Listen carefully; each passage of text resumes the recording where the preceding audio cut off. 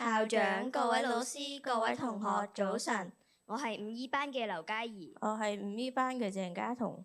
嘉怡，你記唔記得1月尾我哋5年級同學仔除咗去咗四川之外，仲去咗邊啊？梗係記得啦！我哋5年級嘅華東文化體驗之旅行程好豐富，一去就去足4日，仲一次過跨越咗南京、無錫同上海3個城市添。係啊，諗返起都覺得好充實。今次旅程集歷史、科技同藝術於一身，真係大開眼界。冇錯，事不宜遲，我哋即刻帶大家呢趟精彩嘅行程啦！第一站我哋去咗六朝古都南京，最令我印象深刻嘅係中國科舉博物館，即係以前嘅江南貢院。嗰度係古代讀書人考試嘅地方。我哋見到考生以前考試坐嘅校舍，地方細細，原來佢哋要喺裏面食同埋瞓幾日幾夜，真係少啲毅力都唔得。係咯，相比之下，我哋而家測驗考試真係幸福好多啦。參觀完博物館，我哋仲去咗夫子廟同秦淮河畔，嗰度嘅景色真係好靚。睇住畫舫遊河，兩岸古色古香嘅建築加上燈光，好似返咗去古代咁，充滿詩情畫意。離開南京之後，第2日我哋去咗無錫，參觀當地好出名嘅高科技企業百度雲。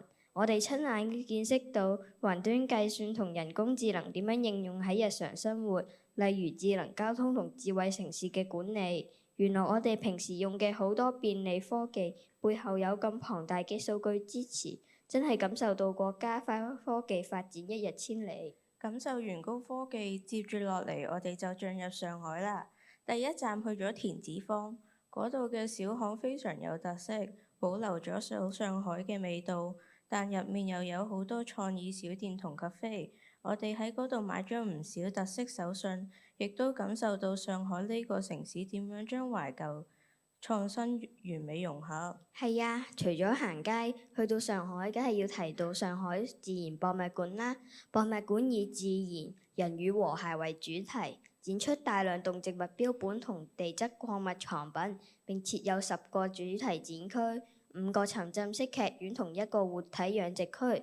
見到嗰幾隻巨型恐龍骨架，真係覺得好震撼啊！當然唔少得感受上海嘅城市繁華啦。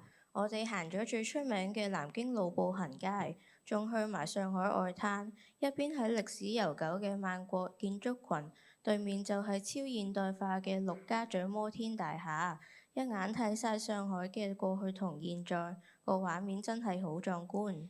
唔單止有科學同歷史，今次上海之行仲充滿藝術氣息。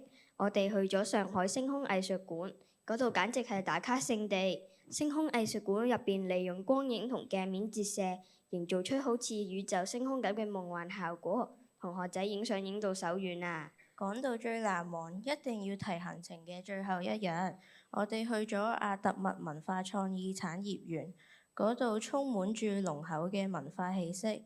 我哋見到好多精緻嘅傳統手工藝物品，原來呢啲都係珍貴嘅非物質文化遺產嚟㗎。冇錯，除咗參觀，最開心嘅係可以親身體驗。我哋一齊親手製作咗小馬掛飾，雖然睇落好似好簡單，但係原來每一個步驟都好講究技巧。透過呢個掛飾，令我對中國傳統文化有更加深嘅認識。呢4日嘅行程，由南京厚重嘅歷史到無錫嘅尖端科技，再到上海嘅多元文化，真係令我哋獲益良多。係啊，正如古人話：讀萬卷書不如行萬里路。親身去過先會更加了解國家嘅發展有幾快，亦都對自己嘅未來更有啟發。今日我哋嘅分享到呢度，多謝大家。